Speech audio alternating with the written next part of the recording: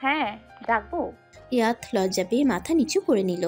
না থাকুক, আবির ভাই আসলে আমার লজ্জা লাগবে। তোয়া বলে উঠল। কেন? ভাইয়ের তো জানা উচিত ফুফাতো বোন তার প্রেমে হাবুডুবু খায় অলওয়েজ। ফালাক আর তোয়া একসাথে হেসে উঠল। ইয়াত মুখ গোমরা করে বলল, হাসিস না তো, তোদের হাসি আমার গা জ্বালিয়ে দিচ্ছে। ইয়াদের কথা শুনে দুজন আবার খিলখিল করে হেসে উঠল।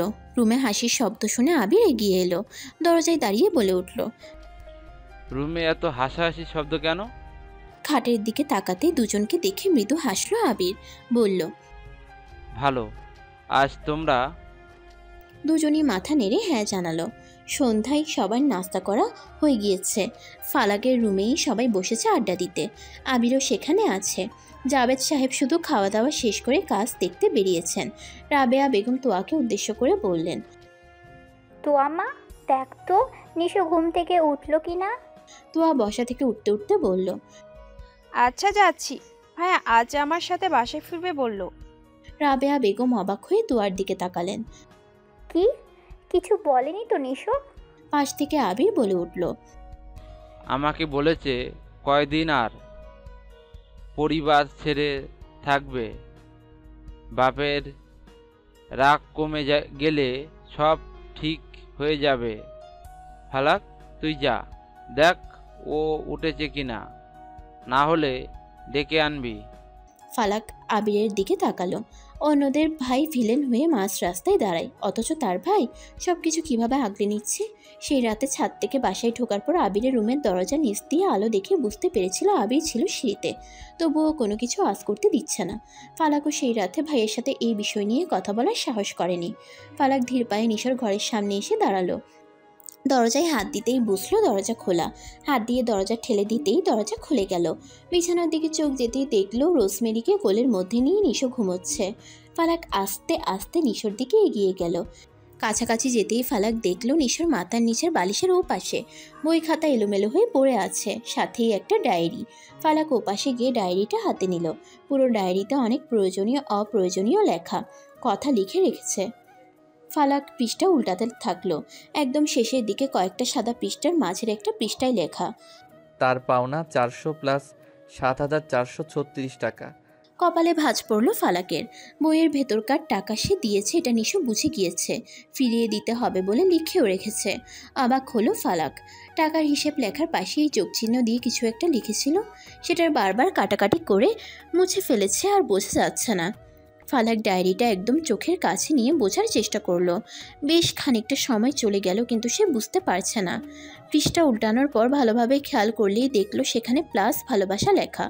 ফালাক দীর্ঘশ্বাস ফেলল, বিড়বিড় করে বলল, ঠিকই লিখেছিলেন। টাকা পরিশোধের সাথে আমার ভালোবাসাও পরিশোধ করতে হবে। এমনি এমনি ভালোবাসি নাকি? আমি ভালোবাসি মানে আপনাকেও ভালোবাসতে হবে। ভালোবাসতেই হবে, হবেই, এটাই ফাইনাল। ডায়েরিটা যেখানে ছিল সেখানেই রেখে নিশোর হাতের মধ্যে থেকে রোজমেরিকে নিজের কোলে তুলে নিল। চাপা স্বরে ডেকে উঠল, শুনছেন? বাড়ি যাবেন না নাকি থেকে যেতে চাইছেন? নিশোর ঘুম হালকা, আশেপাশে কারো উপস্থিতিতে ঘুম ভেঙে যাওয়ার মতো। ফালাকের প্রথম ডাকেই ধীরে ধীরে তাকালো সে। সামনে ফালাককে শাড়িতে দেখে আনমনে বলে উঠল, বউ বউ লাগছে তোমাকে, ঘুমোতেও দেবে না, স্বপ্নেও এসে জ্বালাচ্ছ। ফালাকের কান পর্যন্ত কথাগুলো পৌঁছলো না, শুধু বুঝতে পারলো কিছু একটা বলল নিশো। ফালাক আবার ডাকলো। নিশো এবার সজ্ঞানে ফিরে এলো। সামনে ভালোভাবে দেখে এদিক ওদিক তাকিয়ে বুঝলো ফালাক সত্যি সত্যি এখানে। তড়িঘড়ি করে উঠে বসলো সে। পাশে রাখা টি শার্ট তাড়াহুড়ো করে পরে নিল। তোতলাভাবে বলে উঠল, তুমি এখানে? ফালাক রোজমেরির গায়ে হাত বুলিয়ে দিতে দিতে বলল, দুপুরে খেতে যাননি, সন্ধ্যা পার হয়ে গেছে, কখন খাবেন? বাসায় যাবেন না? ফালাকের কথা শুনে উপর নিচ মাথা নাড়ল নিশো। প্রথম দুটো বাক্য ঠিক ছিল, কিন্তু ফালাক নিজেই বাড়ি যাওয়ার কথা বলছে, যে কিনা সকালেই যেতে নিষেধ করলো। ফালাক রোজমেরিকে নিয়ে পায়চারি করা ধরল, বলল, তাড়াতাড়ি চলে আসুন, মা আপনার জন্য অপেক্ষা করছে। শুনুন, বাড়ি থেকে চলে যাচ্ছেন যান। ভেবে দেখলাম আপনার চলে যাওয়াই ভালো। আপনি এখানে থাকলে পড়াশুনো ঠিকমতো হবে না। বাড়িতে মন দিয়ে পড়ুন। বাড়ি যেতে দিচ্ছি বলে ভাববেন না টিউশনি থেকে ছুটি পাবেন। যদি চান আমি ফেল করি তাহলে আপনার আসতে হবে না। আমার মনে হয় আপনি এটা চাইবেন না। নিশো ফালাকের কথার পরিপ্রেক্ষিতে বলল, টিউশনির চিন্তা তোমার করতে হবে না। তোমার প্রয়োজন ভালো রেজাল্টের, আর আমার প্রয়োজন টাকার। হ্যাঁ সেটাই। চলে আসুন ফ্রেশ হয়ে, বাসায় তোয়া এসছে। বড় মার সাথে দেখা করাতে চেয়েছিলাম, বাসায় আনতে পারিনি, কিন্তু আপনাদের আজ দেখা হচ্ছে। সবকিছু তাড়াতাড়ি ঠিক হয়ে যাক। তুমি যাও, আমি আসছি। রোজকে নিয়ে গেলাম। যাও। ফালাক বাসায় পৌঁছানোর পরপরই নিশো চলে এলো। রাবেয়া বেগম নিজে গিয়ে নিশোকে খাওয়ালেন। সাথে কত আহাজারি, কত কথা, কত আক্ষেপ। বাড়িটা আজ থেকে অন্ধকার অন্ধকার লাগবে। এই কয়েকদিনে বাড়ির পরিবেশ কত ভালো হয়ে গিয়েছিল। সবার একসাথে খাওয়া দাওয়া, মিস করবেন কত কিছু। নিশোর খাওয়া দাওয়া শেষ হলে আবির নিশোকে ডাকলো। রুমে সবাই আছে, তোয়া, ইয়াত, আবির, ফালাক। নিশো আসার সাথে সাথে রাবেয়া বেগম এলেন। নিশো গিয়ে সোজা আবিরের পাশে বসলো। আবির বলে উঠল, এখনই যাচ্ছি বাসায়। নিশো একবার ফালাককে দেখলো। মেয়েটা তার দিকেই তাকিয়ে আছে। নিশো নজর সরিয়ে নিয়ে বলল, হ্যাঁ ভাই, তুই কিন্তু বাসায় যাবি, ঘুরে আসবি, আর আমি তো আসবই। ঠিক আছে, আমি যাব। তুই কিন্তু ফালাককে পড়ানো বাদ দিবি না। ওকে পাস করানোর মতো পড়িয়ে দে। তোর কিন্তু বিসিএস এর হবে, নইলে তোর সাথে ইয়েকালের সম্পর্ক আমার শেষ। নিশো মৃদু হাসলো, বলল, ভাই, তুই আমার মোটিভেশনাল স্পিকার। একদম প্রেমিকার মতো কথাবার্তা। মনে হলো তুই বলছিস আমি বিসিএস এ না টিকলে আমাদের ব্রেকআপ হয়ে যাবে। আবির নিশোকে ধাক্কা দিয়ে বলল, দূর শালা, সিরিয়াস হইলি না এখনো? আরে হয়েছি। নিশো হাসতে হাসতেই বলল। বেশ কিছুক্ষণ আড্ডা চলল সবার সাথে সবার কথা হলেও নিশো আর ফালাকের ব্যক্তিগতভাবে কোনো কথা হলো না। শুধু এতটুকু সময়ের মাঝে দুজনের অল্প কয়েকবার চোখাচোখি হলো। নিশো বাড়ি ফিরেছে, অনেকদিন হয়ে গিয়েছে। এই সময় সে নিজের পড়ায় সময় দিয়েছে। জীবনের এই সময়ে এসে সে বুঝেছে পছন্দের কিছু পেতে হলে, ঘরে বা বাহিরে সম্মান পেতে হলে সফলতা খুব বেশি জরুরি। নিজেকে পুরোটা সময় দিয়েছে সে। বাড়িতে আসার প্রায় 3.5 মাস হয়ে গিয়েছে। জাফর ইকবাল সাহেব এখনও নিজের ছেলের সাথে কথা বলেন না। বাবা আর ছেলে একই বাসে থাকলেও প্রতিদিন দেখা হয় না। খাবার টেবিলে কখনো একসাথে বসে না। নিশোর মা রুম্পা বেগম ছেলেকে হয়তো রুমে খাবার দিয়েছেন, অথবা জাফর সাহেবের খাওয়া শেষ হলে ছেলে মেয়েকে নিয়ে খেতে বসেছেন। নিশো ফালাকদের বাড়ি থেকে চলে আসলেও প্রতিদিন নিয়ম করে সন্ধ্যায় পড়াতে যায়। ফালাকের এইচএসসি পরীক্ষা শুরু হয়েছে। আবিরও মাঝে মাঝে নিশোদের বাড়ি আসে। ভাইয়ের ছেলে ঘন ঘন এ বাড়িতে আসতে দেখে জাফর সাহেব মুখ গম্ভীর করে রুমে চলে যান। কিছু বলতেও পারেন না, সহ্যও করতে পারেন না। বিকেল 4টা। নিশো বসে বসে পড়ছিল। রুম্পা বেগম এসে দরজায় নক করতেই পিছন ফিরে তাকালো নিশো। মুচকি এসে বলল, মা এসো। হাতে নাস্তার প্লেট নিয়ে ঘরে প্রবেশ করলেন তিনি। এগিয়ে গেলেন ছেলের পড়ার টেবিলের দিকে। প্লেটে বিভিন্ন ধরনের ফল দেখে নিশো মৃদু হেসে বলল, আজ এত ফল কেন মা? রুম্পা বেগম প্লেটটা রেখে বললেন, তুই পড়ছিস বলে এতক্ষণ আসিসনি? অনেক দিন পর ফালাক এসেছে, তাই তো আর ফালাককে ফল দিয়ে তোর জন্য নিয়ে এলাম। ফালাক এসেছে শুনে আপনা আপনি একটা শান্তি অনুভব করলো নিশো। শীতল হাওয়া বয়ে গেল। রুম্পা বেগম হয়তো কিছু বুঝলেন, আবার হয়তো কিছু না বুঝেই বললেন, যা গিয়ে দেখা কর। আজ টিউশনি নেই বলে প্রশ্নপত্র নিয়ে এসেছে তোকে দেখাতে। দরজায় নক করার শব্দ পেতেই মা ছেলে দুজনেই পিছন ঘুরে তাকালো। ফালাককে দেখে রুম্পা বেগম বললেন, ওই তো ফালাক নিজেই চলে এসেছে। ফালাক, আয় মা, তুই ভাইয়াকে প্রশ্ন দেখা, আমি যাই তোর জন্য কিছু রান্না করি। আজ কিন্তু বাড়ি ফেরা নেই। শেষ কবে এ বাড়িতে এসেছিলিস মনে নেই।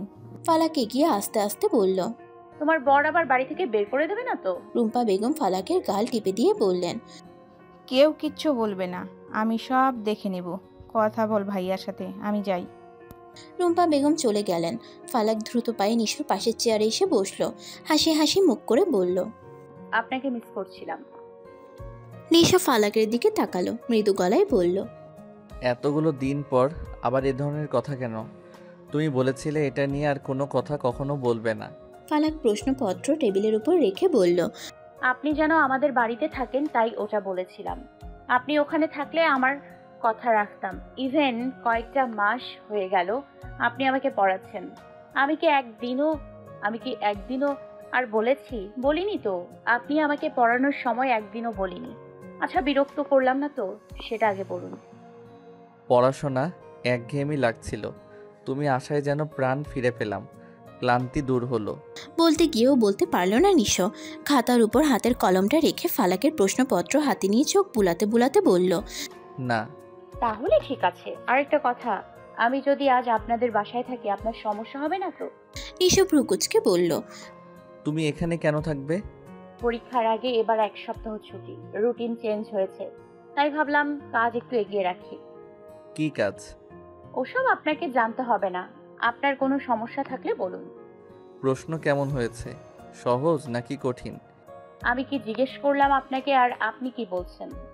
বাড়ি আমার না, এটা জাফর ইকবালের বাড়ি, তার থেকে অনুমতি নেওয়ার হলে নাও, আমার কোনো সমস্যা নেই। প্রশ্ন সহজ হয়েছে, আমি আসছি তাহলে। প্রশ্নের কি কি অ্যান্সার করেছো মিলিয়ে নাও। দাগানো আছে দেখুন, পরীক্ষা ভালো হয়েছে। ফালাক নিশোর চায়ের কাপ থেকে এক চুমুক চা খেয়ে দৌড়ে বাইরে চলে গেল। নিশো তাকিয়ে তাকিয়ে ফালাকের চলে যাওয়া দেখল। ফালাক পাশের রুমে ঢুকতেই নিশো চায়ের কাপের দিকে তাকালো। চা এঁটো করে রেখে গেল মেয়েটা। চায়ের কাপটা হাতে নিল নিশো। কিছু একটা ভেবে মৃদু হাসলো। অতঃপর ফালাকের খাওয়া চায়ের কাপে সে নিজেও ঠোঁট ডুবালো। ফালাক আর তোয়া আজ রান্নাঘর দখল করেছে। রুম্পা বেগমকে কোনো মতেই রান্নাঘরের আশেপাশে আসতে দিচ্ছে না তারা।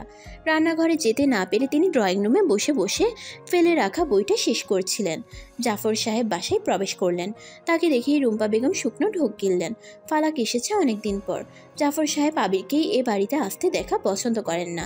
আজ ফালাক এসেছে, মেয়েটাকে উল্টোপাল্টা কিছু বলে না বসে এই ভয়টাই পাচ্ছেন তিনি। জাফর সাহেব বাহিরের জুতো খুলে ভিতরেরটা পরে নিলেন। রুম্পা বেগম হাতের বইখানা পাশে রেখে উঠে দাঁড়ালেন।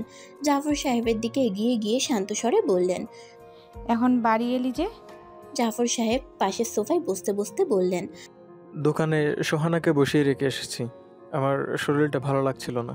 রুম্পা বেগম তড়িঘড়ি করে ছুটে এলেন। পাশে বসে কপালে বুকে হাত দিয়ে বললেন, কি হয়েছে? জ্বরও তো আসেনি। জানি না, ভালো লাগছিল না। এক গ্লাস পানি খাওয়াতে পারবে? হ্যাঁ, আমি এনে দিচ্ছি, তুমি বসো এখানে। রুম্পা বেগম এক গ্লাস পানি এনে জাফর সাহেবের হাতে ধরিয়ে দিলেন। রান্নাঘরের ঝাঁস ড্রয়িং রুম অবধি চলে আসাই বারবার হাঁচি দিচ্ছে জাফর সাহেব। ব্রুকুচকে রুম্পা বেগমকে বললেন, রান্না করে কোন মাতব্বর রান্না করছে, উপরের ছোটো ফ্যান চালিয়ে দিতে পারছে না? রুম্পা বেগম জাফর সাহেবের হাতের গ্লাসটা নিয়ে সরিয়ে রেখে পাশে বসলেন।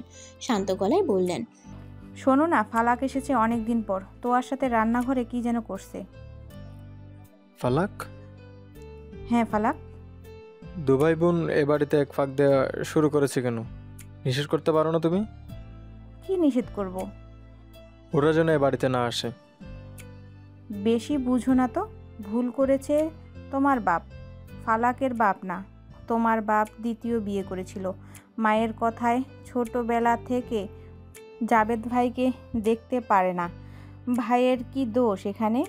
আল্লাহ তাকে পাঠিয়েছে, কয়দিন বা বেঁচে থাকবে, সব ঠিকঠাক করে নাও। তুমি ডাক দিলেই জাবেদ ভাই তোমার জন্য দৌড় দেবে।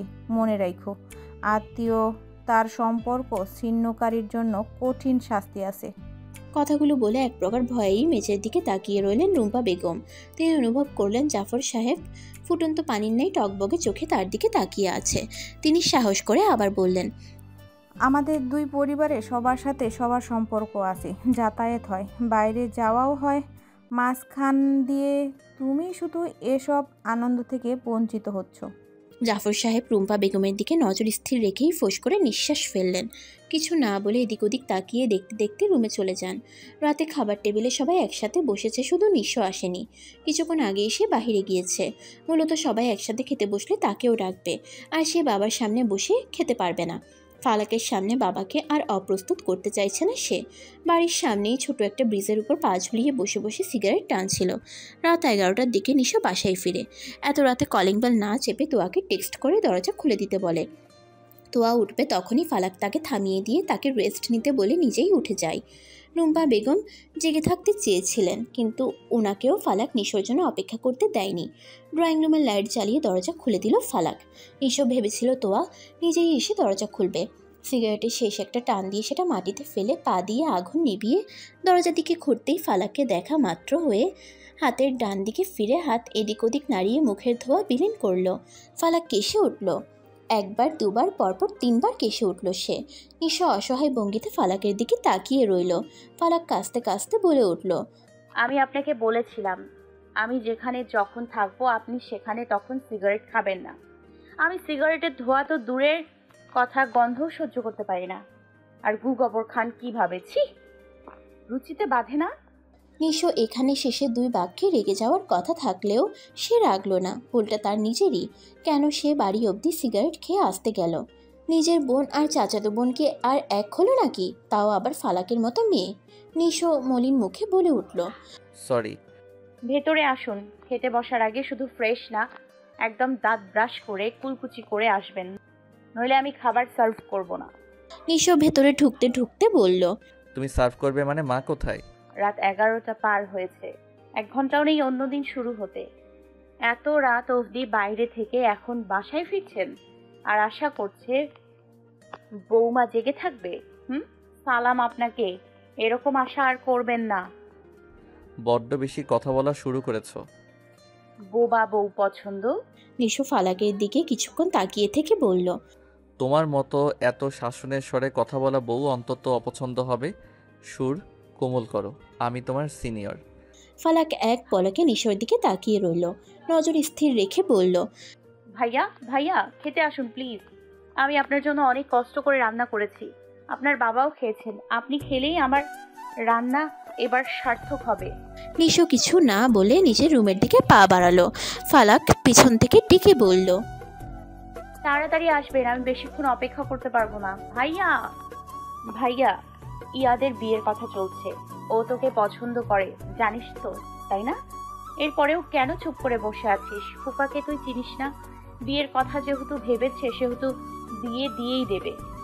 ফালাক তোয়াদের বাড়ি থেকে ফেরার দুদিন পরই জানতে পারল ইয়াদের বিয়ের কথা চলছে।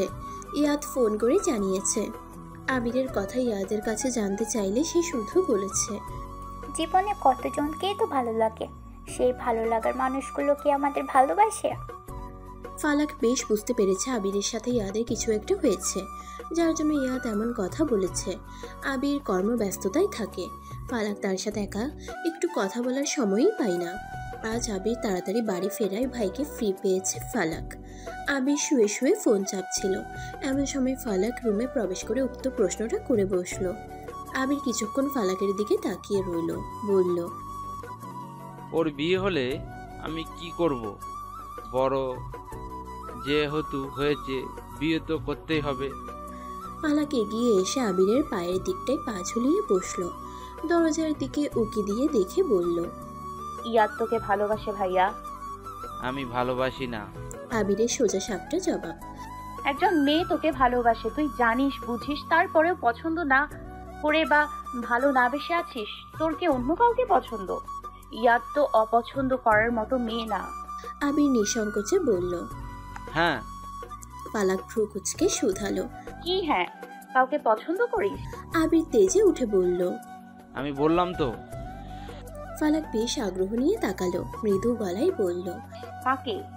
আবির ফোন স্ক্রিনে নজর নিবদ্ধ রেখেই বলল, সময় হোক জানতে পারবি। তাছাড়া ইয়াদের বয়স কম, এই সময়ে যাকে তাকে ভালো লাগবে। আমাকে ওর কতদিন ধরে ভালো লাগে, 4 মাস। এর আগে একটা ছেলের জন্য হাত কেটে স্লিপিং পিল খেয়ে 7 দিন হসপিটালে অ্যাডমিট ছিল। ভুলে গেছিস? এরকম নিবিড়াই মেয়েকে বিয়ে করব আমি? সেদিন রাস্তায় দেখা হয়েছিল, জোর করে ধরে রেস্টুরেন্টে নিয়ে গেল। আশেপাশে মানুষ তাকিয়েছিল বিধায় যেতে বাধ্য হয়েছিলাম।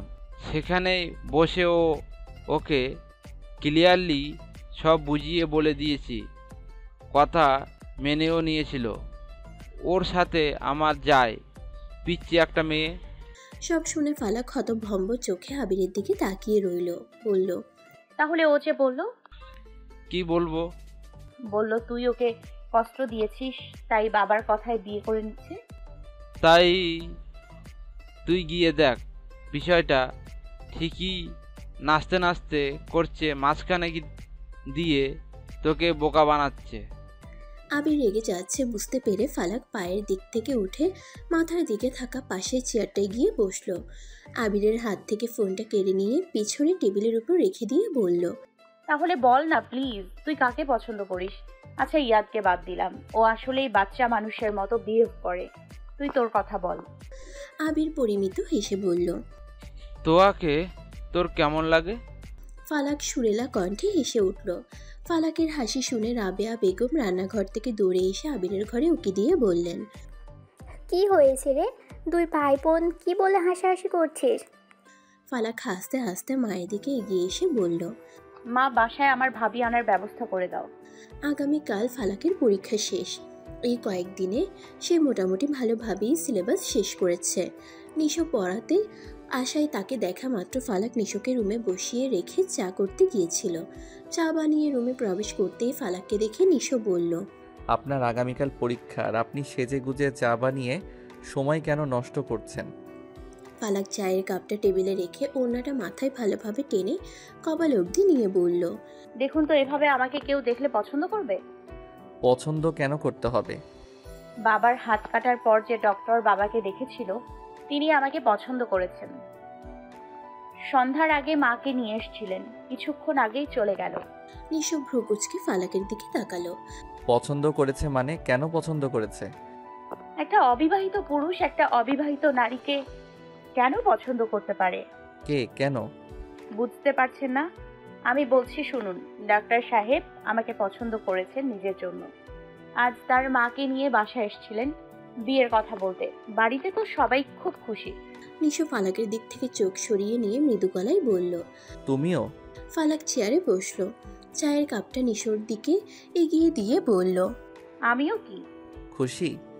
আপনিই বলুন আমার কি করা উচিত? নিশো একটা দীর্ঘশ্বাস ফেলে মেকি হাসলো। কিছু বলতে যাবে তখনই ফালাকের ফোন বেজে উঠল। ফালাকের আগেই নিশোর চোখ গেল সামনে থাকা ফালাকের ফোন স্ক্রিনে। গোটা গোটা অক্ষরে লেখা ডাক্তার সাহেব। ফালাক নিশোর দিকে তাকিয়ে খপ করে ফোনটা নিজের হাতে নিয়ে নিল। নিশোকে ইশারায় বোঝালো সে একটু কথা বলেই আসছে। ফালাক বসা থেকে উঠে বাইরে গিয়ে দরজা আর নিশোর মাঝামাঝি জায়গায় অবস্থান করে দাঁড়িয়ে কল রিসিভ করলো। ও পাশ থেকে কেউ কিছু বলতেই সে বলে উঠল, ও আচ্ছা, বাড়িতে ঠিকমতো পৌঁছেছেন? কোনো অসুবিধা হয়নি তো? ও পাশ থেকে আবারও কিছু বলল। ফালাক কিছুক্ষণ চুপচাপ শুনে বলল, কালকে তো আমার পরীক্ষা আছে, আপনি পরশু বের হন। আমিও বাবাকে বলে বের হতে পারবো। কোথায় দেখা করবেন বলুন? ফালাক কথা শেষ করলো। দ্রুত এসে আবার আগের মতো চেয়ারে বসলো। সামনে চায়ের কাপ ওভাবেই পড়ে আছে দেখে বলল, এ বাবা, আপনি চা এখনো খাননি? চা তো এখন ঠান্ডা শরবত হয়ে গেছে। চা খেতে ইচ্ছে করছে না? বলেই ফালাকের বইটা বের করলো নিশো। ফালাক ফিক করে হাসতে গিয়েও হাসি আটকে রাখলেন। সে বেশ বুঝতে পারছে ডাক্তার সাহেবকে সে ভালোভাবে নিতে পারেনি, তার ঈর্ষা হচ্ছে। ফালাক বিষয়টি আরেকটু খাটাতে বলল, ডাক্তার সাহেব দেখতে সুন্দর দেখেছেনই তো, আমার সাথে মানাবে?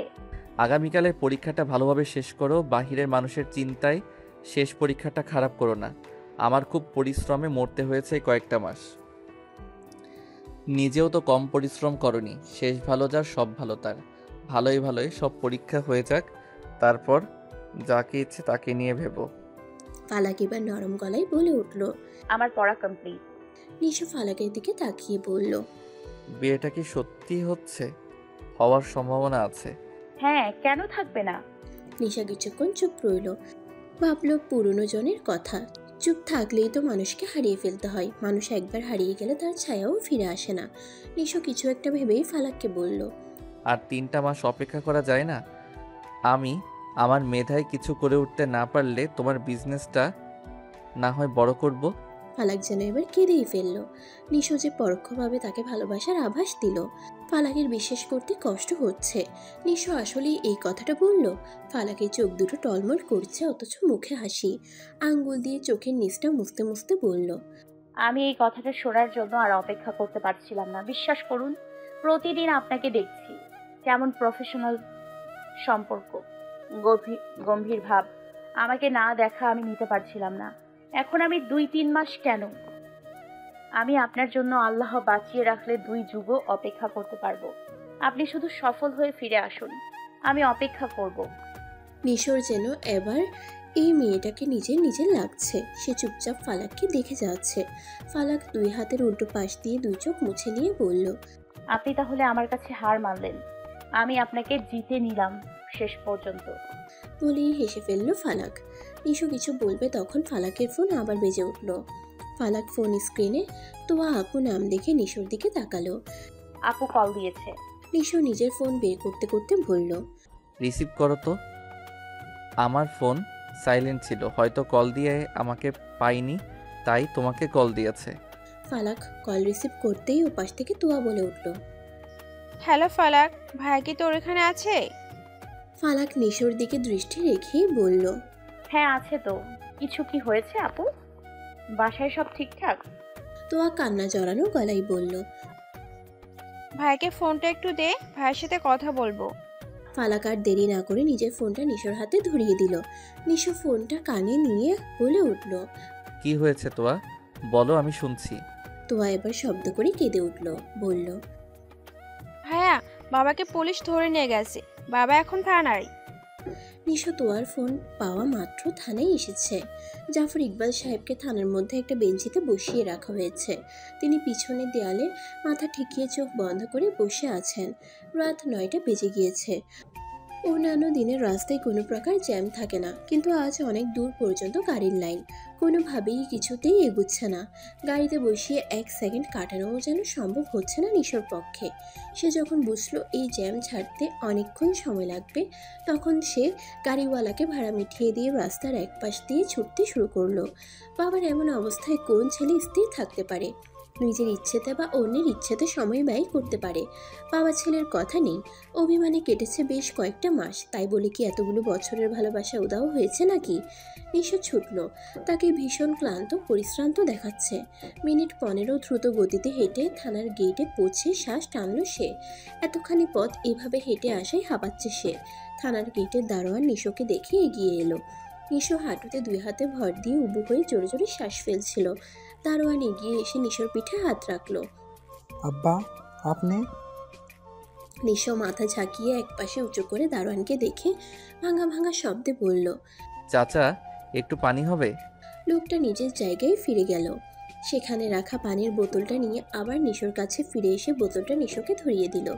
নিশো একটা জায়গা খুঁজে সামান্য সময়ের জন্য বসে কিছুটা পানি ঢকঢক করে খেয়ে নিল। বোতলটা দারোয়ানকে ফিরিয়ে দিয়ে বলল, ধন্যবাদ চাচা। ভালো আছেন তো? লোকটা মৃদু হেসে বলল, আলহামদুলিল্লাহ, আল্লাহ অনেক ভালো রেখেছে। তা তুমি এখানে কেন? দৌড়ে এসেছো? হাঁপাচ্ছিলে যে? নিশো থানার দিকে ইশারা করে বলল, আমার বাবাকে নিয়ে এসেছে, কারণটা এখনো জানি না। আমার ভেতরে যেতে হবে চাচা, পরে সব বলবো ইনশাআল্লাহ। নিশো আর এক মুহূর্ত সময় ব্যয় করলো না। থানার ভেতরের দিকে আবার ছুটে গেল।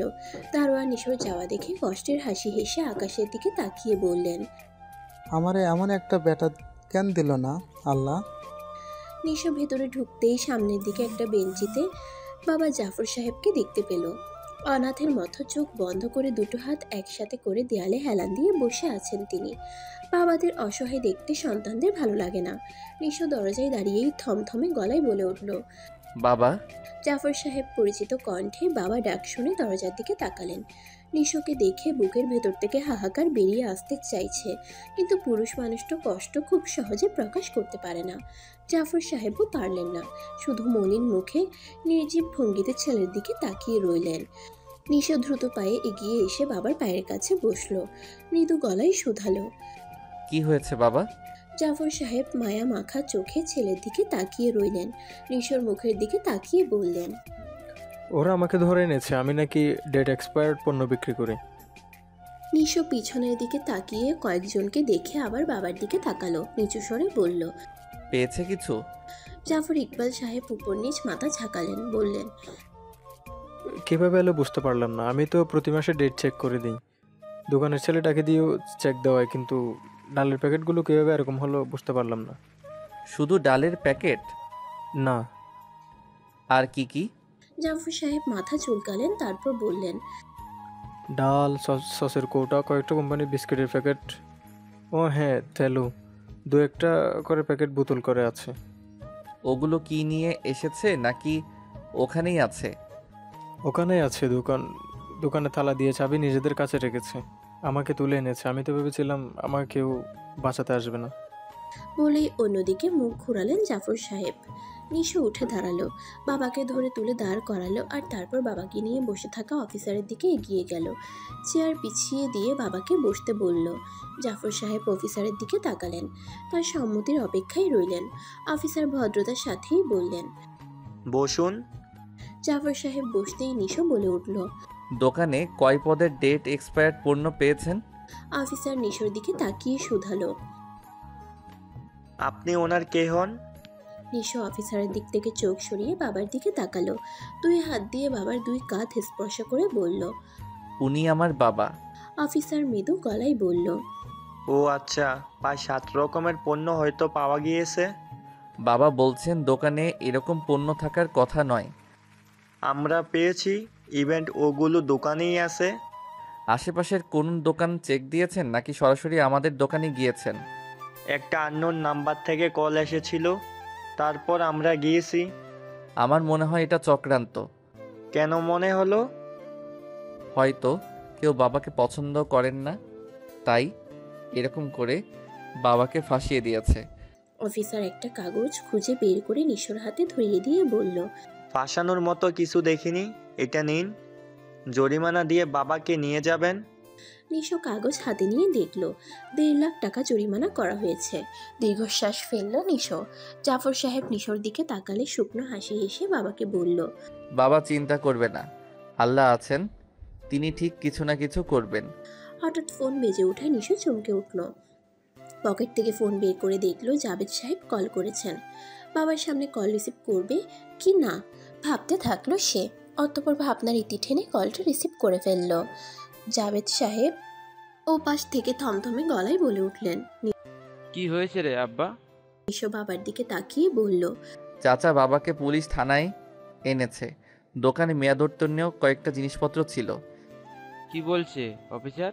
1.5 লাখ টাকা জরিমানা করেছে। ভাই ঠিক আছে তো? ঠিক টাকার তো কথা না। ওখানে কোন অফিসার বসে আছে? নাম শুনে জানা তো বাপ। নিশো ফোনটা হোল্ড করে অফিসারের দিকে তাকালো, বলল। স্যার আপনার নামটা? অফিসার নিশোর দিকে তাকিয়ে বিরস মুখে বলল। আনাস রহমান। নিশো এবার কানে ফোন দিল, বলল। ওনার নাম আনাস রহমান। জাভেদ সাহেব হাসতে হাসতে বললেন। ও আচ্ছা, উনি। ফোনটা দে তো বাপ, ওনার কাছে দে, আর আমি আবিরকে থানায় পাঠিয়ে দিচ্ছি। নিশো ফোনটা অফিসারের দিকে এগিয়ে দিল। অফিসার ফোনটা নিয়ে মিনিট 2 কথা বললেন। হেসে হেসে কথা বলা দেখে নিশো একটু আলোর দেখা পাচ্ছে। হঠাৎ দোকানে সিসিটিভির কথা মনে পড়তেই নিশো বাবাকে উদ্দেশ্য করে বলল। বাবা, ক্যামেরার কথা তুমি ছাড়া আর কি কেউ জানে? জাফর সাহেব না বোধক মাথা ছাকালেন। যার হয়তো কেউ জানে না। নিশোর মুখে হাসি ফুটল। সে নিশ্চিত কেউ জেনে বুঝে এমন কাজ করে তার বাবাকে ফাঁসিয়েছে। হতে পারে তাদেরই পাশের দোকানই, কারণ তারা চায় না জাফর সাহেব দোকান নিয়ে ওখানেই থাকেন। ভেতরে ভেতরে কিছুটা শত্রুতা সে খেয়াল করেছে। অফিসার কথা শেষ করে নিশোকে ফোন এগিয়ে দিতেই নিশো বলে উঠল। স্যার আমার সন্দেহ হচ্ছে একজন আমার বাবাকে ঠকাচ্ছে। দোকানে ক্যামেরা লুকানো, আমি আর বাবা ছাড়া কেউ জানে না। ক্যামেরা দেখলে সবাই সতর্কতার সাথে হাই সাফাই করে বলে লুকিয়ে রাখা হয়েছে। ওটা চেক করলে কিছু পাওয়া যেতে পারে। আপনি যদি অনুমতি দিতেন আমি ওটা দেখে আপনাকে জানাতাম। আনাস রহমান উঠে দাঁড়ালেন, টুপিটা মাথায় দিয়ে বললেন। চলুন তবে, আর আপনার বাবাকে বাসায় নামিয়ে দেই, চলুন। নিশো মৃদু হেসে বাবার দিকে তাকালো। সে জানে জাভেদ সাহেব সবটা সামলে নেবেন। আল্লাহর রহমতে উনি কথা বললে সবকিছুটা সহজ হতে পারে, এটা নিশো জানত। যার ধন সম্পদ প্রতিপত্তি বেশি তার কথার জোরও বেশি। নিশো বাবার দিকে তাকিয়ে বলল। বাবা, তোমার ভাই এবারেও তোমার ভাই হিসেবেই পাশে দাঁড়ালো, তুমি মানুষ চিনলে না। নিশোর কথার পর জাফর সাহেবকে চুপচাপ এবং অন্য মনস্ক দেখালো। তবে কি ভাইকে নিয়ে ভাবা শুরু করলেন? নিজের করা ভুলের জন্য অনুতপ্ত হলেন? নিশোর বাড়ি ফিরতে ফিরতে রাত 12টা পার হলো। বাবাকে সে অনেক আগেই বাড়িতে পাঠিয়েছিল। সে নিজেই আবিরকে সাথে নিয়ে অফিসারের সাথে সবটা সামলেছে। সিসিটিভিতে মুখ্য আসামি ধরা পড়েছে। দোকানে থাকা ছেলেটাই মনিবের সাথে এমন নির্মম খারামিটা করেছে। দোকান থেকে প্রমাণ সমেত ছেলেটার বাড়িতে যাওয়া হয়েছিল, সে বাড়িতে নেই, পালিয়েছে। কোনোভাবে হয়তো খবর পেয়েছে তার সম্পর্কে সবাই সবটা জেনে গিয়েছে, তাই সে ধরা পড়ার ভয়ে বাড়ি ছেড়ে পালিয়েছে। যদিও অফিসার ছেলেকে না পেয়ে বাবাকে ধরে আনতে চেয়েছিল, কিন্তু নিশো বাধা দিয়েছে। তার মধ্যে ছেলের কৃতকর্মের শাস্তি বাবার পাওনা নয়। নিশো কলিং বেল চাপলেই সাথে সাথে দরজা খুলে গেল। ও পাশে বাবাকে দেখে একটু অবাক হলো নিশো। জোরপূর্বক হেসে ভেতরে প্রবেশ করে দরজা বন্ধ করে দিল সে।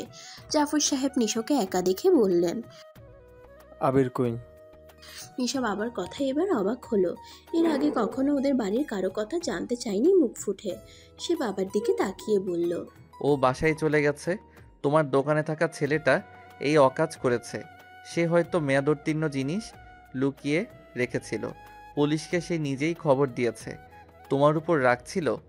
জাফর সাহেব দীর্ঘ নিঃশ্বাস ফেললেন, একটু ভেবে বললেন, জিনিস চুরি করতো মাঝে মাঝেই। সেদিন রাগ নিয়ন্ত্রণ করতে না পেরে 3-4 জনের সামনে চড় দিয়েছিলাম। তাই বলে এত বড় ক্ষতি করবে?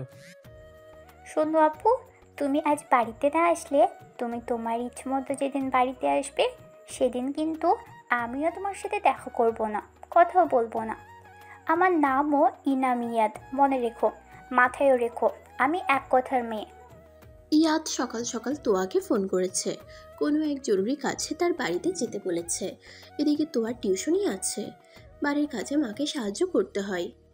কাজের বেশি প্রেশার নিলেই রুম্পা বেগম অসুস্থ হয়ে পড়েন। সব কিছু ভেবে দেখলো তোয়ার কিছুতেই যাওয়া হবে না। সে চাপা গলায় বলল, দিনে দিনে ব্যস্ততা বাড়ছে, মাকে কাজে সাহায্য করতে হয়। কালকে ভাইয়ের পরীক্ষা, আজকে কিভাবে তোর ওখানে যাই বল?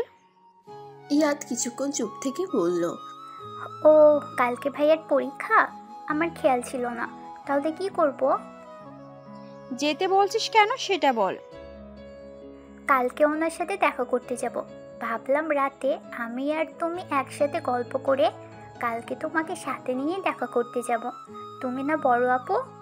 তোয়া এবার বিষয়টা বুঝলো। সে বলল, এই গাধি, তুই কোথায় দেখছিস যে বিয়ের আগে হবু বরের সাথে দেখা করতে বড় বোনকে কেউ নিয়ে যায়? কাউকে সাথে নিলে মন খুলে কথা বলবি কিভাবে? আর তোর বাপ এত তাড়াতাড়ি তোর বিয়ে কেন দিচ্ছে সেটাই বুঝতে পারছি না। মাত্র কলেজের মুখ দেখলি আর এখনই বিয়ে? ইয়াদ কিছু বলল না। তোয়া ইয়াদকে চুপ থাকতে দেখে বলল, তুই না আবির ভাইয়াকে পছন্দ করতে? ইয়াদ এবার একটা দীর্ঘ নিঃশ্বাস ফেলে বলল, তুমি আবির ভাইয়াকে নিয়ে পড়ে আছো। এর আগে আমি অন্য কাউকেও পছন্দ করতাম, ভুলে গেছো? আবির ভাইয়াকে বিরক্ত করতে ভাল লাগে, তাই ওরকম করতাম। মামাতো ভাইয়ের সাথে বিয়ে করবে কে? এমনি মামিরা দেখতে পারে, এটাই অনেক। শাশুড়ি হইলে দাঙ্গাল বাঁধবে। থাক বাবা, তার চেয়ে আমার বাপ যাকে ঠিক করেছে তাকেই বিয়ে করে নিই।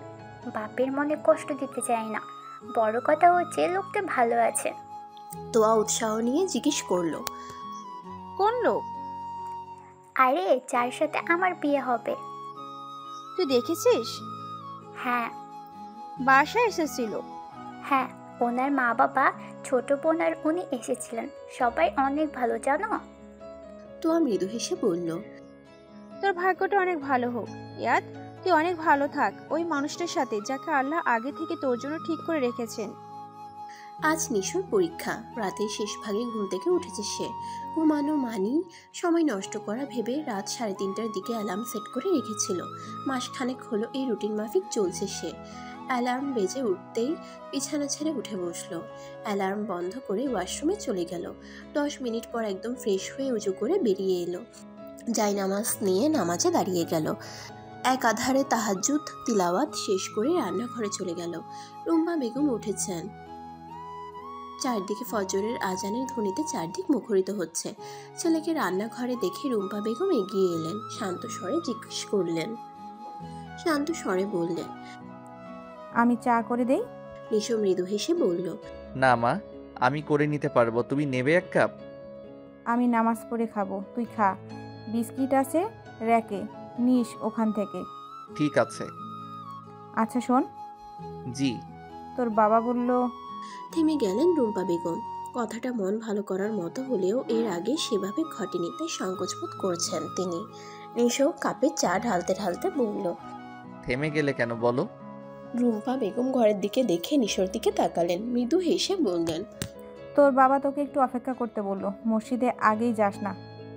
চায়ের কাপ নিয়ে রান্নাঘর থেকে বেরিয়ে এলো নিশো, অবাক হয়ে বলল, বাবা আমার সাথে মসজিদে যাবে? রুম্পা বেগম উপর নিচ মাথা নাড়ালেন, মুচকি হেসে বললেন, আলহামদুলিল্লাহ, বল সব কিছু ঠিক হতে শুরু করছে। নিশো ঠোঁটে হাসি লেপ্টে বলল।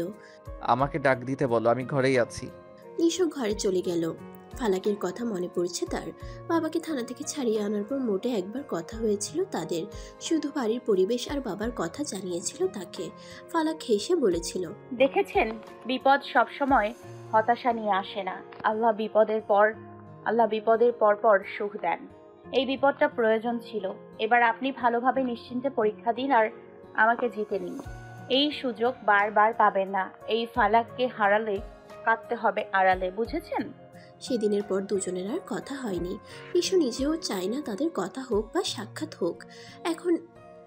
এখনই এভাবে ভালোবাসা এত প্রকাশ না করে মাস দেরিক অপেক্ষা করা যাক। তবে আজ সে পরীক্ষা দিতে যাওয়ার আগে ফালাকের সাথে কথা বলবে বলে ঠিক করলো। চায়ে শেষ চুমুক দিতেই বাহির থেকে জাফর সাহেবের গলা শুনতে পেল নিশো। আসছি বাবা। বলেই চায়ের কাপটা টেবিলের উপর রেখে বেরিয়ে এলো। বাহিরে এসে দেখলো জাফর সাহেব সাদা পাঞ্জাবি পাজামা পরে দাঁড়িয়ে আছে। নিশোকে আসতে দেখেই বললেন, চল বাপ, জামাত শুরু হবে, সময় বেশি নেই। নিশো আর দেরি না করে পকেট থেকে টুপি বের করে বাবার সাথে রওনা দিল। ভোরের আলো ফুটতে শুরু করেছে। চারদিকে স্নিগ্ধ বাতাস। এই বাতাস যেন হৃদয়কে প্রশান্ত করে দিতে যথেষ্ট। নামাজ শেষ করে মসজিদ থেকে দলে দলে মানুষ বের হতে শুরু করেছে। নিশো আর জাফর সাহেব একসাথে বের হলেন। দুজন হাঁটছে বাড়ির উদ্দেশ্যে। নিশো খেয়াল করলো তার বাবা বারবার তাকাচ্ছে, কিছু বলার চেষ্টা করছে হয়তো। নিজেই বাবার সংকোচ কাটাতে বলল, বাবা কিছু বলবেন? জাফর সাহেব আমতা আমতা করে বললেন, বলতে তো চাচ্ছিলাম, কিন্তু কিভাবে কি বলবো বুঝতে পারছি না। বলেন, সমস্যা নেই, আমিই তো। জাফর সাহেব দীর্ঘশ্বাস ফেলে বললেন, আমাকে মাফ করে দিস বাপ, আমি তোর উপর অন্যায় করেছি অনেক। নিশো চলা থামিয়ে দিল। বাবার মুখের দিকে তাকালো। জাফর সাহেব ছেলের চোখে চোখ রাখতে পারলেন না, মুখ নিচু করে নিলেন। নিশো মৃদু গলায় বলল, বাবাদের ক্ষমা চাইতে হবে কেন? এত বড় করেছেন, আমার উপর হক আছে আপনার। আমি আপনাকে সম্মান করি।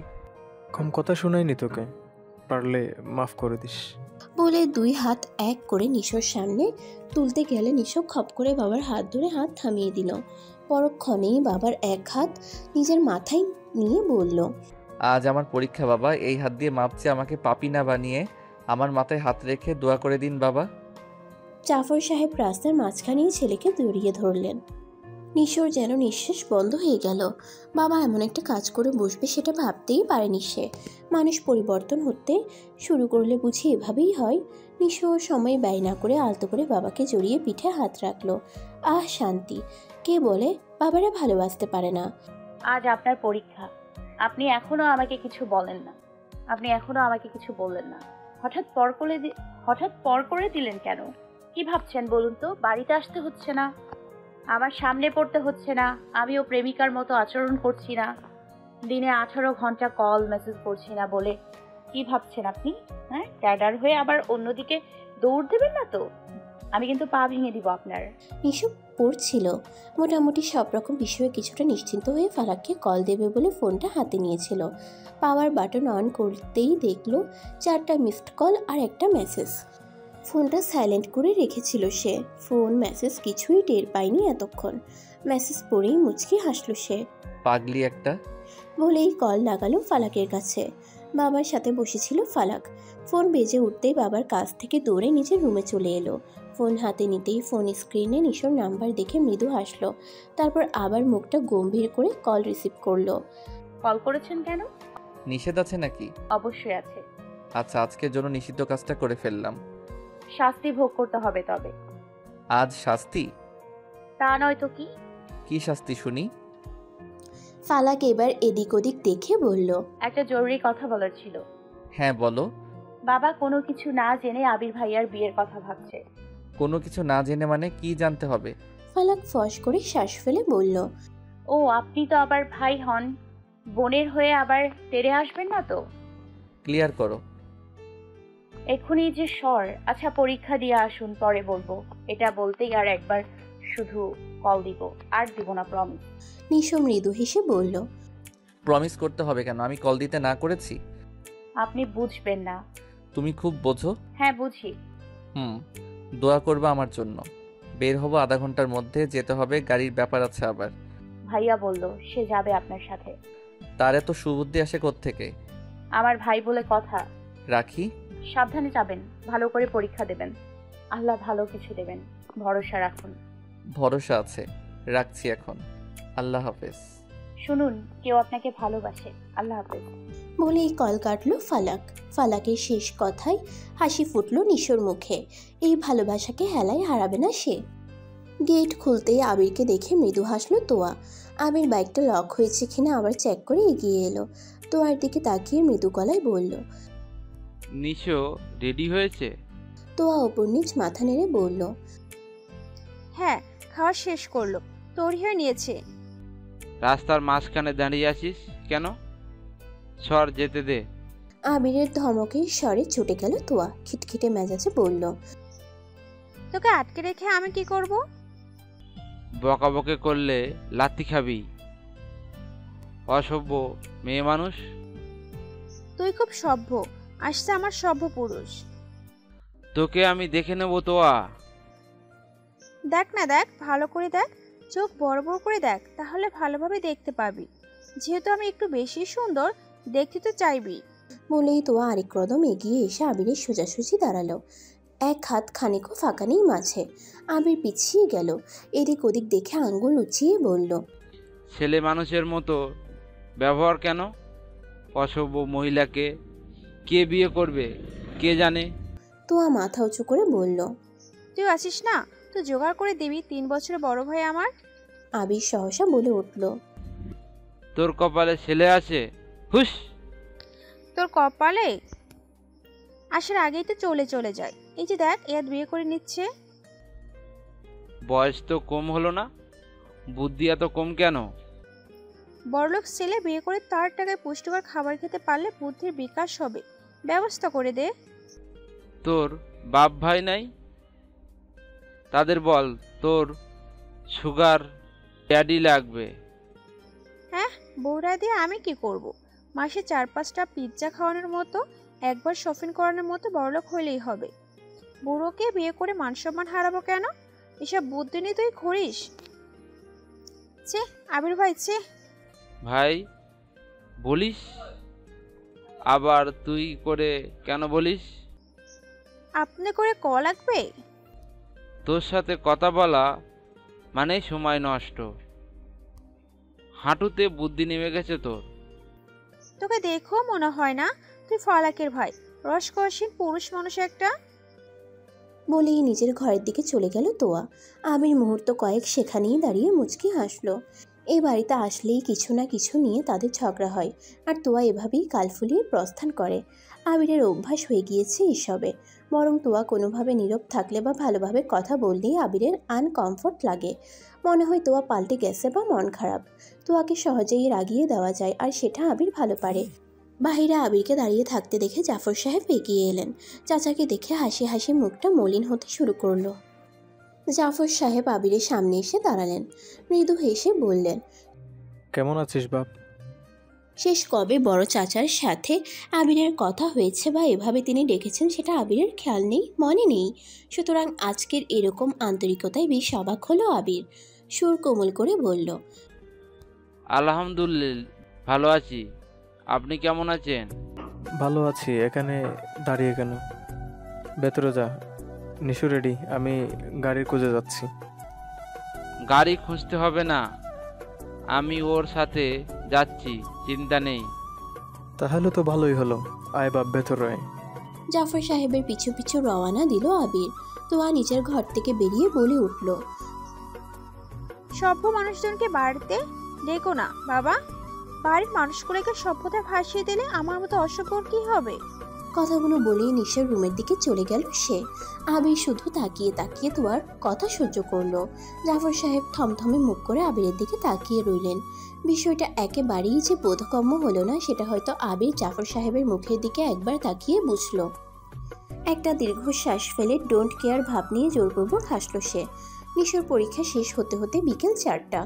অনেকক্ষণ আগে থেকেই ভেতর থেকে মানুষ বের হওয়া শুরু করেছে।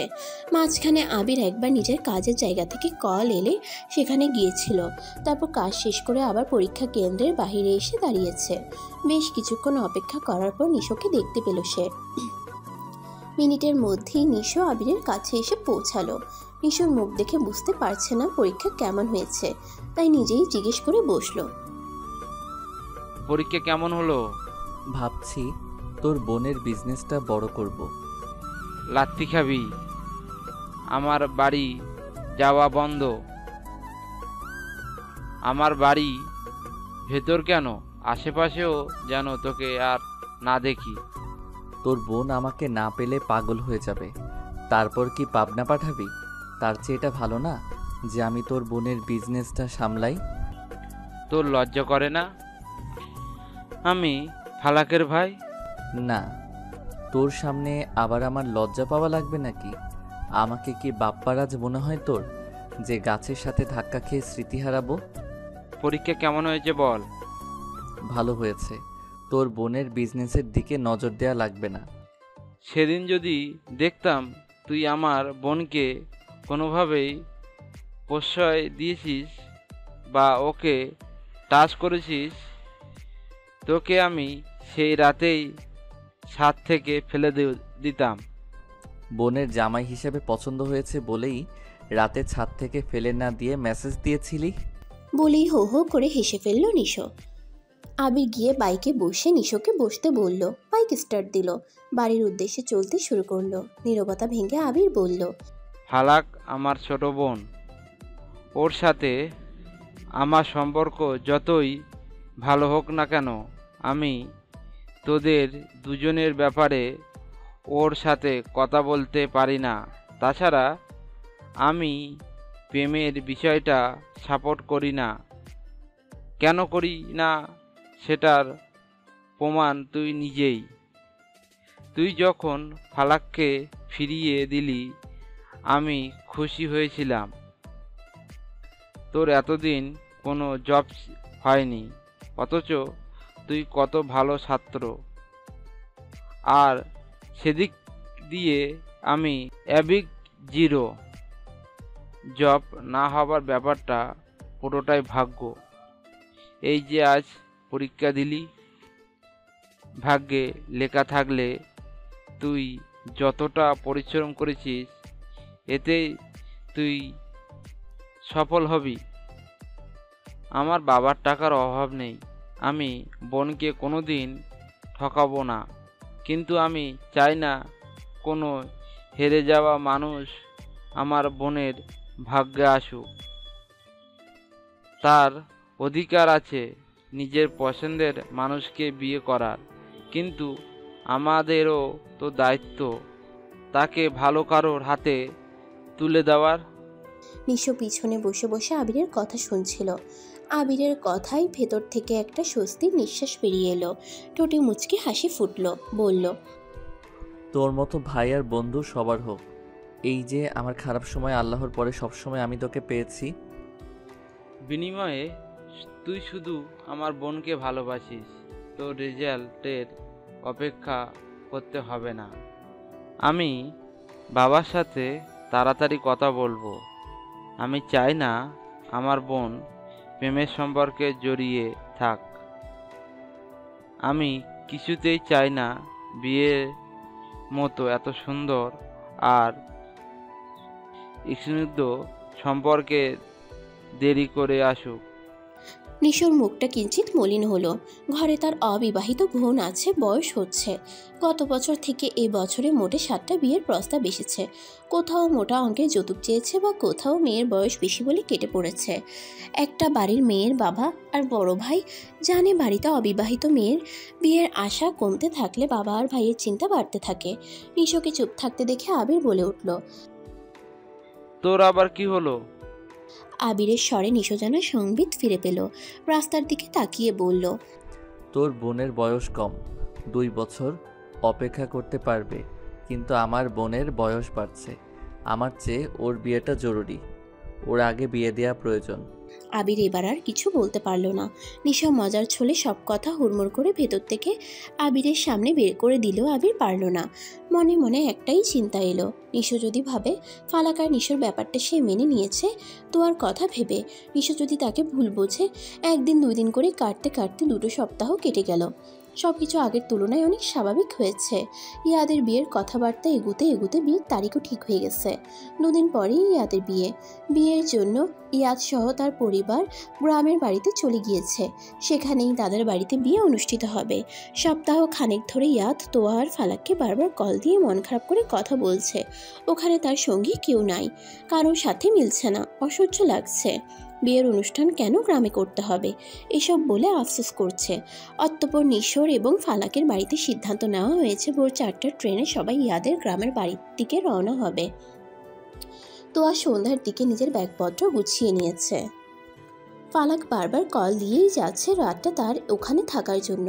জাফর সাহেব কিছুতেই যেতে দেবে না ভেবে সে নিশোর ঘরে গেল। নিশো চোখ বন্ধ করে শুয়েছিল।